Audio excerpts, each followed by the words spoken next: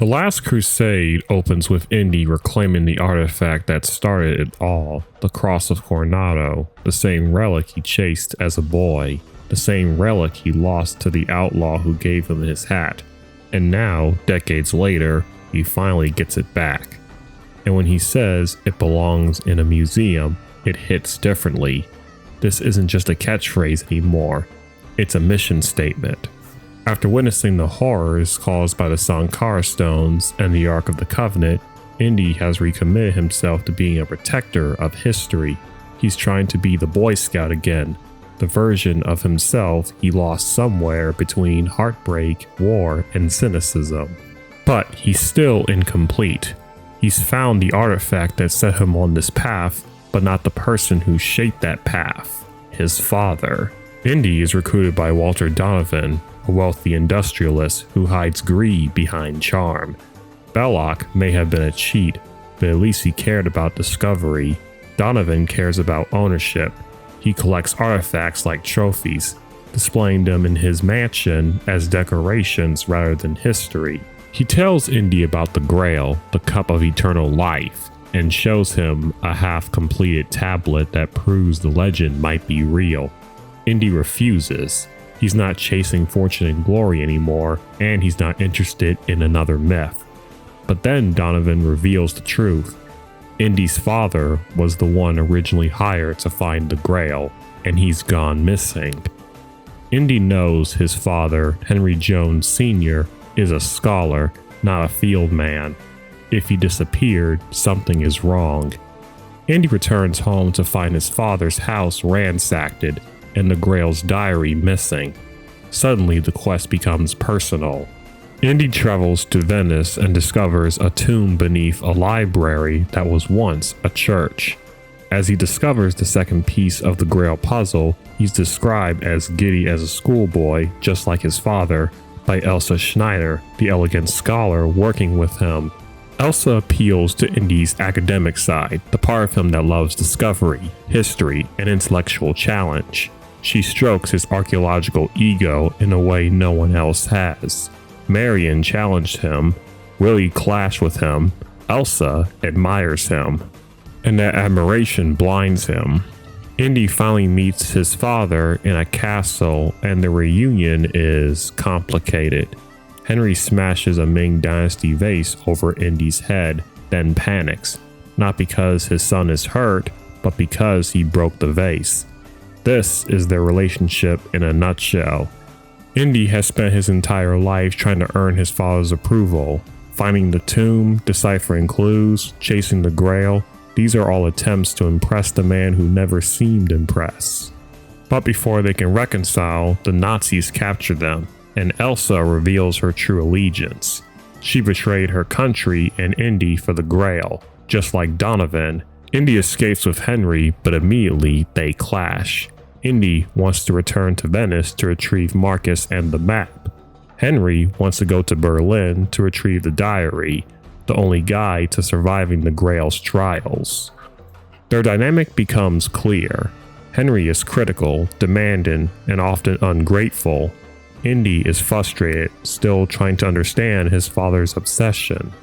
Henry sees the Grail as a moral crusade.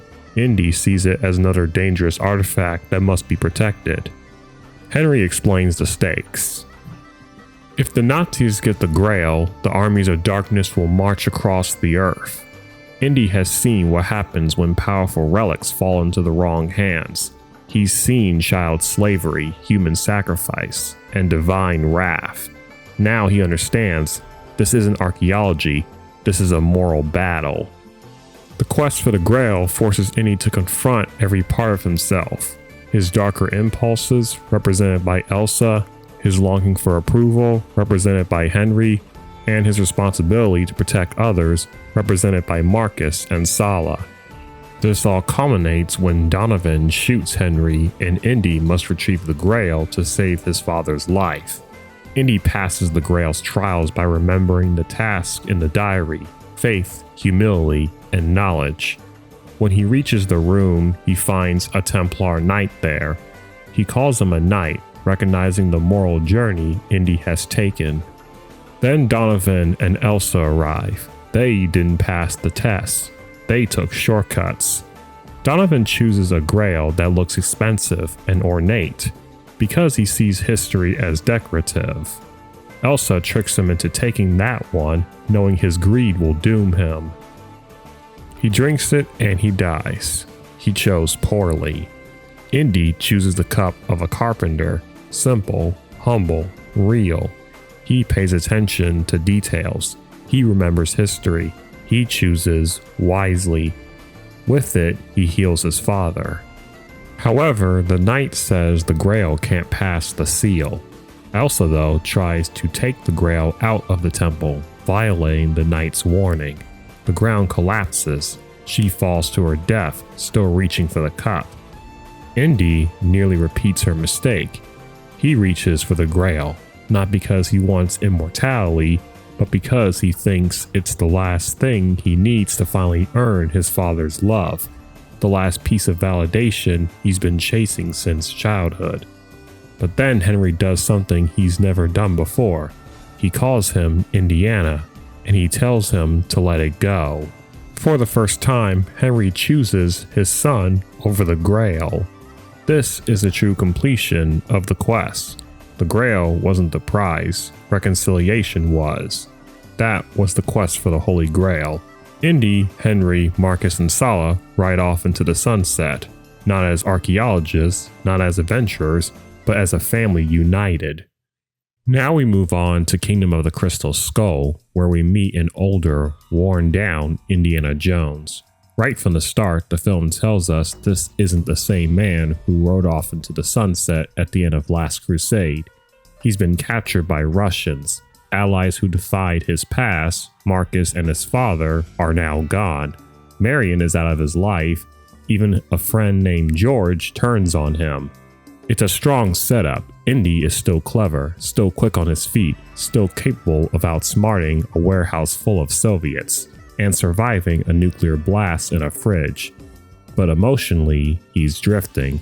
The world has moved on without him, and now, in the paranoia of the Cold War, even his job is taken away because he's suspected of communist ties.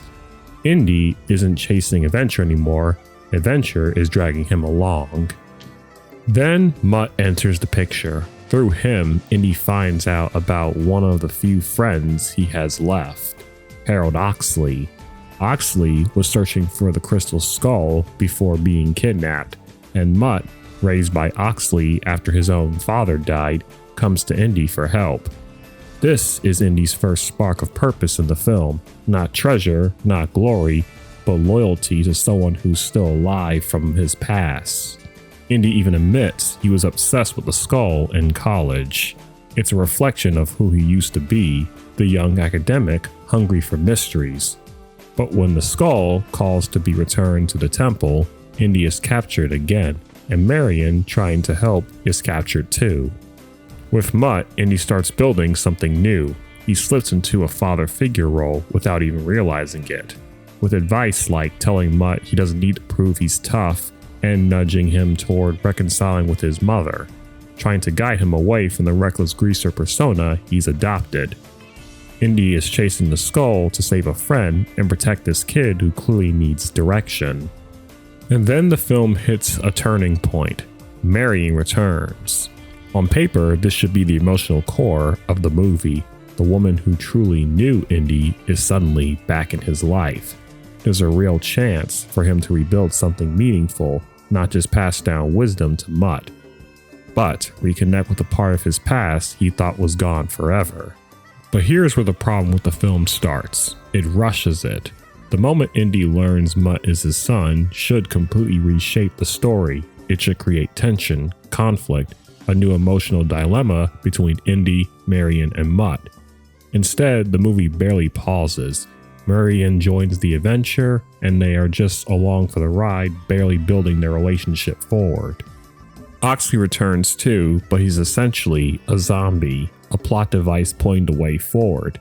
And because of this, there's no chance for Indy to reconnect with him or reflect on what their friendship meant. Mutt, after a brief moment of shock at the father reveal, is quickly flattened into an action hero whose sword fights and swings on vines. His potential, his conflict, all of it gets sidelined.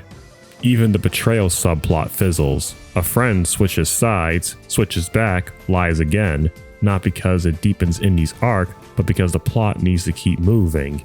Indy doesn't wrestle with it. He just keeps punching his way forward. By the finale, Indy isn't seeking knowledge like Spanko, whose obsession destroys her. He's not wrestling with temptation or curiosity. He's just along for the ride, while the villain chases enlightenment. The ending tries to land on a hopeful note, Indy entering a new phase of his life, potentially teaching Mutt archaeology, maybe rebuilding a future with Marion, but the film never shows us how he clears his name, gets his job back, or truly earns this new beginning. The idea is there, the execution, however, isn't. And this is exactly where Dial of Destiny stumbles harder. After Crystal Skull, we learn Indy had yet another close friend, Basil Shaw, who discovered the Archimedes Dial, an artifact capable of manipulating time. Indy was told to destroy it, but of course he didn't. Then a young Helena Shaw, his goddaughter, overheard everything and handed him his hat, and the story quietly set up another chapter. But Dial of Destiny immediately undercuts the emotional progress Indy earned. Instead of building on the ending of Crystal Skull, the film rewrites his life into something bleak. Mutt goes to Vietnam, dies, and Indy's marriage collapses under the weight of grief.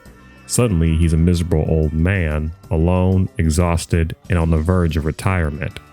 This isn't inherently a bad direction. Tragedy can create new emotional building blocks, but the film doesn't use it that way. It just resets him to broken and bitter, the same place he started in the previous movie, especially in regards to the reason Mutt left, which was to spite Indy, even though in the last film he seemingly tried to be better. We also never get a reason why he wanted to spite Indy either. But let's go to the film itself. Indy begins the film retired, drained of purpose, but this is where the story could have found new life. The introduction of Helena Shaw, his goddaughter. Unlike Mutt, Helena already knows Indy well. She grew up around him. She knows his history, his adventures, and his reputation. She pretends not to remember the conversation about the dial, but she heard every word. She claims she wants the dial for research, and unlike Mutt, she actually has the academic background to make that claim believable. However, she admires Indy, but for all the wrong reasons. She loves the legend, the fame, the spectacle, not the man. This sets up a potential rich dynamic. Helen could remind Indy that he still matters, that he isn't just a relic waiting to fade away. And Indy could offer her the wisdom she's missing, the understanding that archaeology isn't about the fortune and glory. Indy is framed for murder, and suddenly his old life is gone. He's forced back into adventure, but Helena, instead of being a grounded force, turns out to be even more chaotic than Mutt. She's a criminal, tangled up with gangsters, driven by profit, and dragging a kid sidekick into danger. She mocks Indy's situation and is ready to sell her father's life's work for cash. She even tells the police to shoot Indy. She's not just flawed, she's spiraling, and Indy, who actually knew her growing up, never seems to reckon with the idea that he might have failed her in some way. This is where the film loses its emotional thread. Helena's behavior ends up reinforcing Indy's fear that he's too old, too tired, and no longer fit to keep going. And Helena doesn't encourage him to start something new either. Also, Indy's attempts to guide her fall flat because the film doesn't give him space to mentor her. Instead, he mostly is there to say, "We're not doing that," or to point her towards another clue so the Nazis don't get to the dial first. Once they're exploring together, the film becomes another casual Indiana Jones adventure. Indy doesn't wrestle with much. The chance to rebuild his relationship with his goddaughter fades because both of them are focused on the dial, not each other. Indy does offer the right lessons, compromise, caution, and responsibility, but the film never lets those lessons land. Then comes the infamous moment. Indy chooses to stay in the past and die there. This should be the emotional climax. Indy confronting his grief, his failures, his longing for a time when life made sense. But Helena simply punches him out and drags him back to the present. She makes the decision for him. There's no debate, no emotional reckoning, no moment where she convinces him to stay alive. She just removes his agency. And then Marion appears. Indy never reached out. He never tried to connect. The film simply hands him a reunion he didn't earn. This is the core problem with Dial of Destiny. It sets up powerful emotional conflicts, grief, legacy, mentorship, regret, but refuses to let Indy actually face them.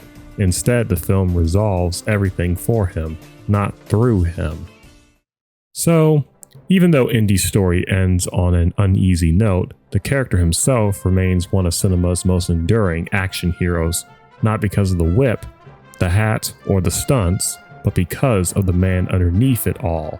He began as a Boy Scout, brave, curious, moral, and hungry for knowledge. But he wasn't prepared for the risks that came with that world. Without steady guidance, he drifted, becoming a jaded, cynical grave robber. Then the world forced him to grow up. He saw how artifacts could be exploited. He saw how greed, obsession, and power could corrupt. He saw how dangerous history becomes in the wrong hands.